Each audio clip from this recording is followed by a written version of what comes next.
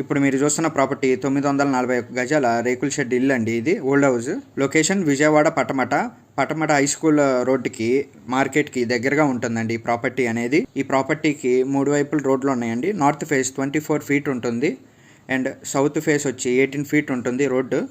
West face 30 feet ఉంటుంది road. ఈ property అనేది బందర్ రోడ్ నుంచి 100 to 150 మీటర్స్ దగ్గరలోనే ఉంటుందండి. రెంట్లు వచ్చి 75,000 వస్తున్నాయి నెలకి.